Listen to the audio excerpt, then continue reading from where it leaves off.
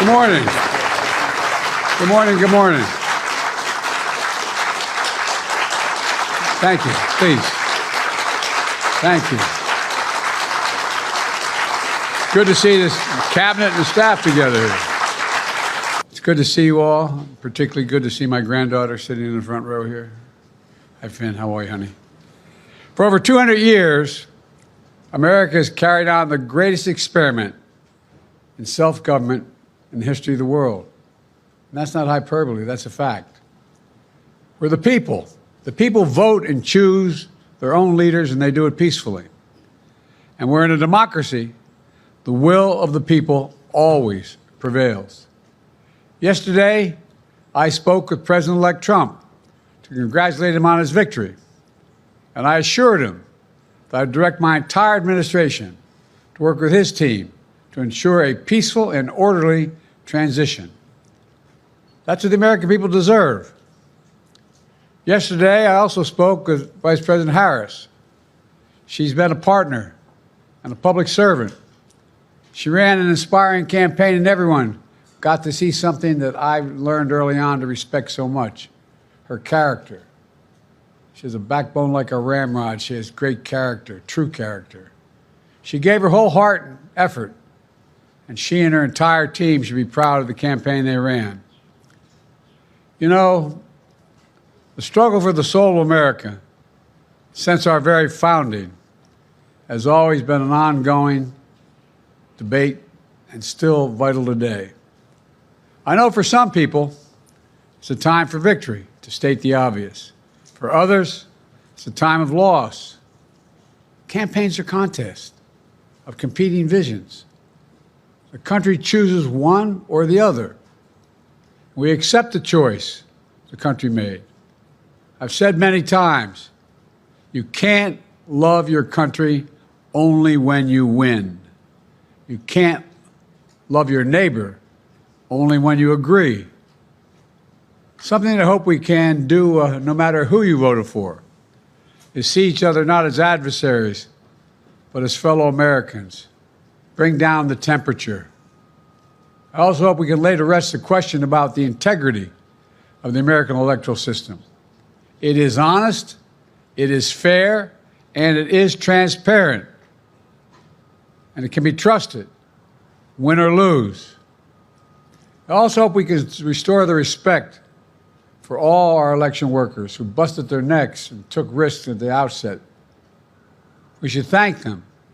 Thank them for staffing voting sites, counting the votes, and protecting the very integrity of the election. Many of them are volunteers who do it simply out of love for their country. And as they did their duty as citizens, I will do my duty as president. I'll fulfill my oath, and I will honor the Constitution. On January 20th, we'll have a peaceful transfer of power here in America. To all our incredible staff, supporters, cabinet members, all the people who've been hanging out with me for the last 4 years, God love you, as my mother would say, thank you so much. You put so much into the past 4 years. I know it's a difficult time. You're hurting. I hear you and I see you. But don't forget all that we accomplished. It's been a historic presidency. Not because I'm president, because what we've done, what you've done. A presidency for all Americans. Much of the work we've done is already being felt by the American people, but the vast majority of it will not be felt over the next 10 years. We have legislation we passed that's just only now just really kicking in. We're going to see over $1 trillion worth of infrastructure work done, changing people's lives in rural communities and communities that are in real difficulty because it takes time to get it done. And so much more it's going to take time, but it's there. The road ahead is clear, assuming we sustain it. There's so much we can get done and will get done based on the way the legislation was passed. And it's truly historic. You know, we're leaving behind the strongest economy in the world. I know people are still hurting, but things are changing rapidly. Together, we've changed America for the better. Now we have 74 days to finish the term, our term. Let's make every day count. That's the responsibility we have to the American people. Look, folks, you all know it in your lives. Setbacks are unavoidable, but giving up is unforgivable. Setbacks are unavoidable, but giving up is unforgivable. We all get knocked down. But the measure of our character, as my dad would say, is how quickly we get back up. Remember, a defeat does not mean we are defeated. We lost this battle. The America of your dreams is calling for you to get back up.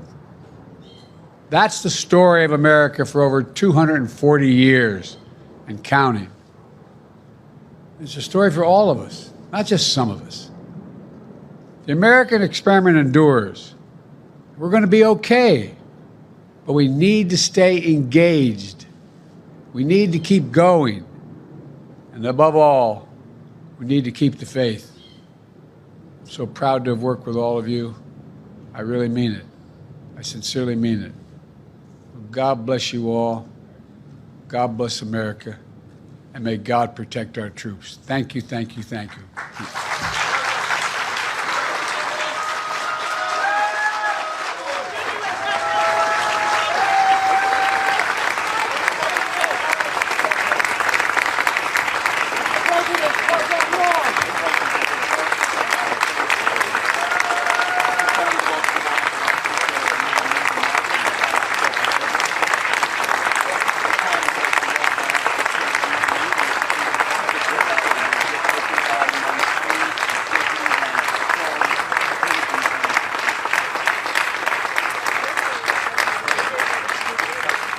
Okay.